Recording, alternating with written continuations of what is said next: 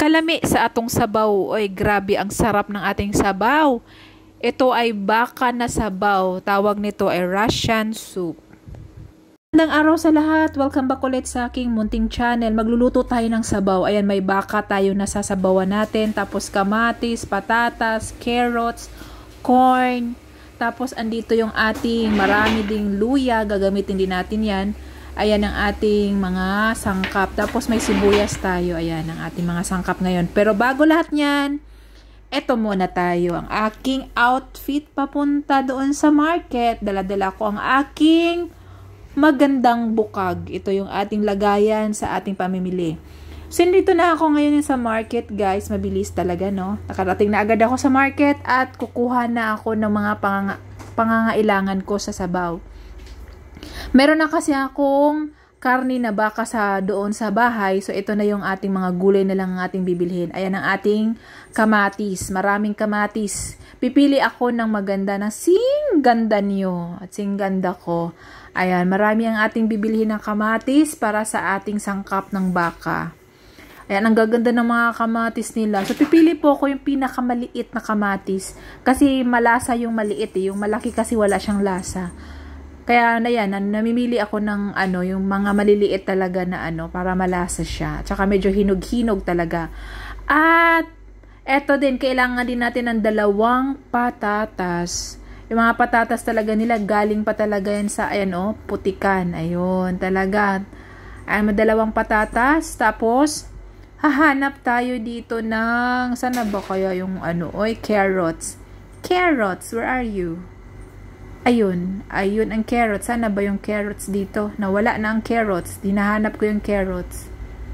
Ayan, sandali lang. Hahanapin natin yung carrots. Kung saan ang carrots. Ilalapag ko muna yung ating napiling kamatis. Ito yung carrots natin. Ayan, o diba? 2 carrots ang ating ilalagay doon sa ating sabaw. Ayun. Ayan ang ating kamatis, ang ating carrots. Tapos, ang ating patatas. Just, hahanap na naman ako yung bawang. Ay, no. Yung sibuyas. May 2 klaseng sibuyas, puti at ang pula. Mas gusto ko yung pula. Ayan ang ating gagamitin pang sabaw, yung malaking pula.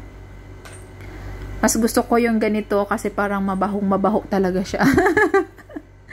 Yung puti kasi wala siya masyadong amoy. So, ito yung talaga mas maano siya kapag masabaw. Ayan. So, yun na. Nandito na ako sa bahay. Ang aking ginawa ay pinakuluan ko muna. Hinugasan ko muna ng mainit na tubig yung ating baka para malinis yung ating hihigupin na sabaw. So, yan. Itapon natin yung pinagkuluan na sabaw. Tapos, papalitan natin ng panibagong sabaw. Ayan po yung ating ginawa muna para malinis talaga yung ating hihigupin na sabaw. So, yun na po. Ilalagay ko muna dito sa ating kasirola ang ating mais, carrots. Ayan, ilalagay natin lahat ng mga sangkap ng ating gagamitin ngayon sa ating sabaw. So, yan ang ating carrots, mais, dandahan lang kasi nga, iniisa-isa pa talaga at pina-file pa talaga para naman medyo talaga maganda din yung pagkasabaw ba. So, yan, andoon na yung kamatis din, andyan na yung patatas, nilagay na rin yung patatas. Susunod na natin yan ang ating karne na ating pinakuluan kanina. So, ayan na yung karne natin na baka na atin ang pinakuluan at hinugasan na yan. Malinis na ho yan. Ready na yan mamaya sa ating masarap na sabaw. Ayan ang ating mga baka. Ilalagay lang natin dyan sa ating kasirola.